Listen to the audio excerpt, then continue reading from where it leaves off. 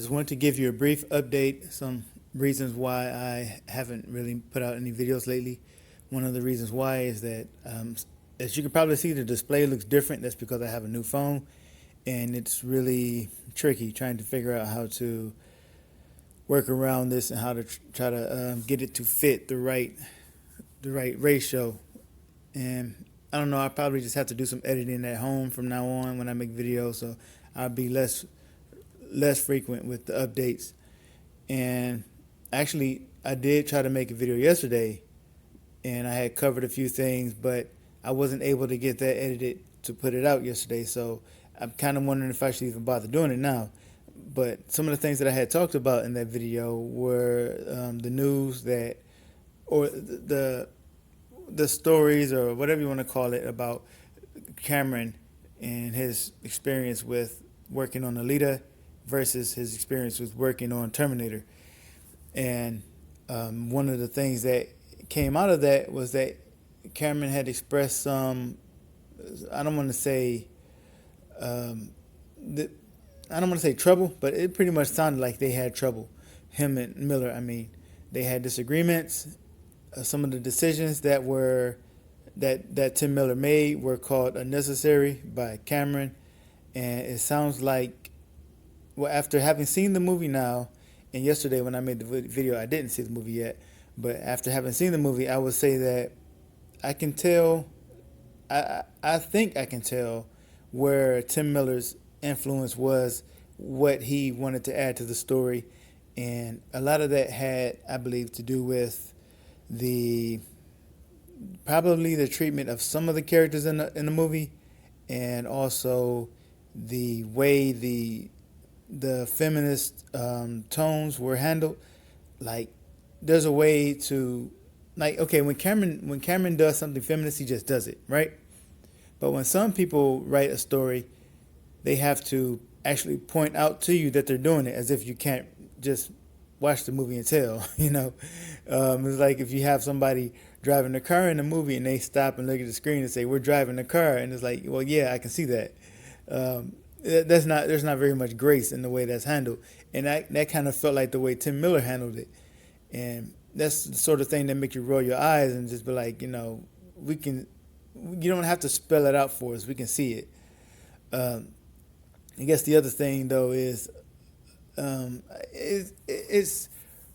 it's kind of a good thing in a way, and it's kind of a bad thing that Cameron has so much more, maybe a better time with Rodriguez.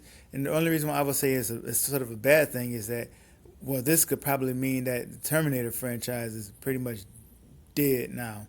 And I was hoping that maybe this would be a good fresh start for them, and Cameron would have Terminator going, Alita, and Avatar all running, full cylinders, sort of being in having a good little thing going for a while.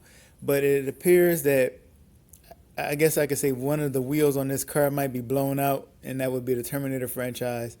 And I don't think that's going to negatively affect Alita, but it might. I guess it might. Who knows? I'm not Cameron, but I just don't think it would. I don't think there's any reason why we should expect a failure with Terminator to affect Alita. If anything, it might cause Cameron to devote more time and attention to Alita. And now that the movie is in theaters, now that Terminator's in theaters, maybe now he can finally devote that time to start pre-production on Alita, and maybe come out with that sequel announcement this month. If not this month, maybe next month. That's just what I'm thinking. I could be wrong. But that's just what I'm thinking. And maybe that's just what I'm hoping. But it's a little bit disappointing, because I wanted the Terminator franchise to do better. As far as my opinion of the movie, I thought it was fine. I didn't think it wasn't bad, but it wasn't great either. It was, I guess I can definitely, I have to say it was kind of unnecessary. It didn't really need to be made.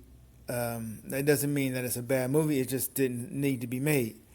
But I do think there was some good in the movie, and the good that I saw in the movie was in the character Grace. I really liked that character, and I almost wish that they had made another movie before this one that was just about Grace and the future, and had and maybe give us an opportunity to see how she lived and how she survived and fought in the wars against those what do you call them? I don't know what series they are, but those Terminators. That would have been cool to see. And there was a lot of exposition in the movie where they were explaining a number of these things, and I was thinking, well, it would have been really nice to see that, instead of just hearing about it. And it wasn't just like, I understand some people say there's a lot of exposition in Alita too, but it was different. In Terminator, they were just giving exposition for like, I don't know how many minutes at a time, but there was just one, maybe two scenes where it was just going on for a long time. And I'm like, you guys are you're telling too much and not showing enough. And I feel like that's another Tim Miller thing. I don't think that was Cameron. I don't believe he would make a mistake like that. And also, what was I going to say about Tim Miller? Oh, it made me think too after seeing this movie. Maybe I understand why. Maybe perhaps Tim Miller wasn't brought back for Deadpool 2. At the time when it was announced that he wasn't coming back, I thought that maybe Rodriguez and him just simply had creative differences, and maybe there were some egos there. But obviously there were creative differences, but maybe there were egos in the way. But now I think maybe Tim Miller just wasn't the right person for to work. I didn't even see Deadpool 2, but maybe he just wasn't the right person for that sequel, and Ryan Reynolds knew it. So I would like to say I trust Cameron's judgment. I don't know what happened with this. I don't know why him and Tim Miller ended up not being on the same page, but hopefully this doesn't affect Cameron negatively going forward. I don't believe it'll affect Alita, but it might affect Cameron negatively. So that's a little bit disappointing. The other thing I wanted to discuss was as you can see here, the Alita Battle Angel petition for the sequel, has gained 100,000. No, I'm reading that wrong. Over 100,000, obviously, but 112,668 signatures. That's a lot. And I guess we gained about 20,000 signatures in one day. I hope we can continue this momentum. But, it's nice to have a petition to show that there's interest, but at the same time, money talks. So we really need people to buy or at least rent the movie. And just so you know, while I'm not making video updates, I'm still busy. I'm not just sitting around doing nothing. I am actually trying to extend our outreach to try to reach people who are on other platforms, Instagram, Facebook, and I'm not just limiting myself to that too. Of course, I'm talking to people offline as well. So I guess this is going to be a little bit of a response to what someone has said in a video recently, and suggested that I was just promoting on Twitter alone. And I was like, no, I'm actually not. I'm actually trying to do more than just Twitter. So I just wanted to put that out there. I'm not just on Twitter. I'm trying to also promote in other places online as well. But I can only do so much. You all know that I can't do anything without you.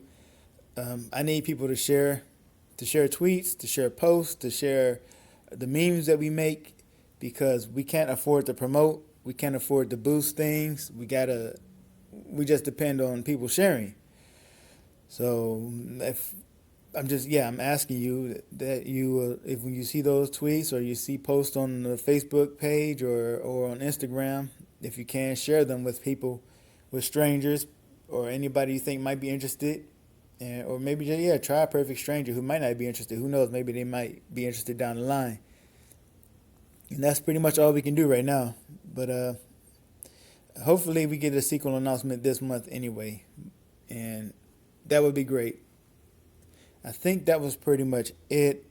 There might have been one other thing regarding Oh yeah, I remember now. It was there was a okay, HBO Max had a presentation. I think it was Sunday or Monday, one of those days. And while Alita wasn't announced to be on the station or on the streaming service, I think there's a good reason to believe that Alita might possibly end up on HBO or HBO Max. And that is because I'm sorry I didn't have the links up because I'm not doing that again today. I put the links in the video description later.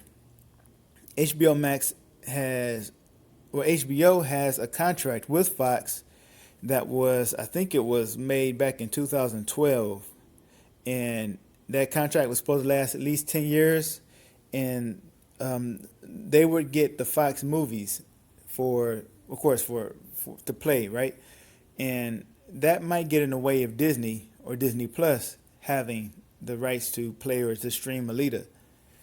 Now, what the HBO CEO has said recently, not recently, I'm sorry, I don't know why I said recently. What he has said, I think it was actually a couple of years ago, was that, no, it was just when the merger happened. That's right, it was when the merger happened. He said that he was pretty sure, or that you didn't have to be a genius, actually. You didn't have to be a genius to assume that Bob Iger was going to try to take those Fox movies back from HBO once the contract ended, probably in 2022.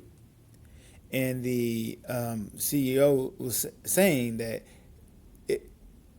they weren't going to just simply let that happen. Now, that doesn't mean that they'll be able to stop Disney from taking those Fox movies back, but it did sound like they were actually going to try to keep the Fox movies or to do something to. And I agree that Disney shouldn't hold all those movies. That's just too many movies for one brand or one company to hold. So they should split up. They should have the Fox movies go to HBO. But anyway, that may be where Alita is until at least until 2022, if Alita is streamed at all, or if she's seen on TV or whatever. Watch out for HBO. So I think that was pretty much it. Thank you all for listening, and I will talk to you later.